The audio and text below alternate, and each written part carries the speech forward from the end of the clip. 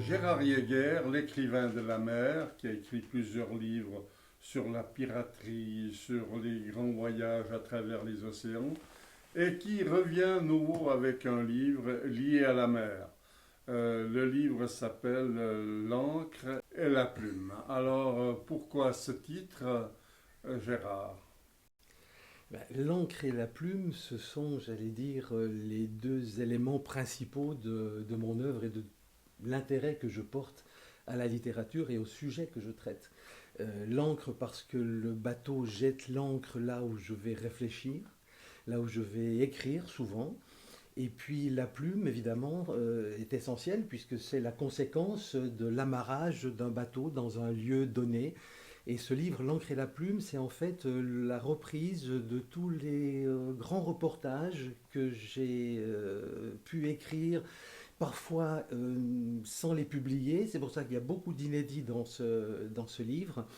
Et d'autres textes qui sont parus déjà, mais sous une forme différente, dans le magazine C'est Info.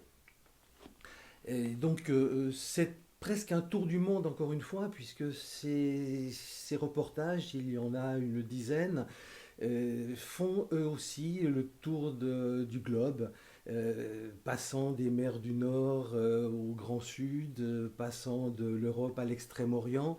Et chaque fois, c'est le résultat d'une navigation, c'est-à-dire d'un point de départ à un point d'arrivée, et puis sur place, une réflexion sur le sujet qui m'intéresse, là où je suis. Alors ça peut être un intérêt historique, ça peut être géopolitique, donc très actuel. Je parle de la Russie notamment à un certain moment lorsque je suis à Saint-Pétersbourg, donc j'ai actualisé aussi le sujet en fonction des événements actuels. Et puis aussi, ça me permet de raconter mon histoire et ma façon d'écrire.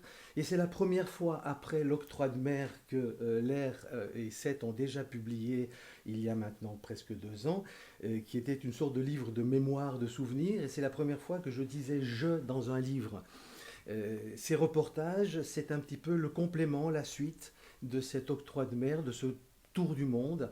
Et je continue de dire je, et je prends la parole avec un peu de recul pour observer ce qu'il y a autour de moi.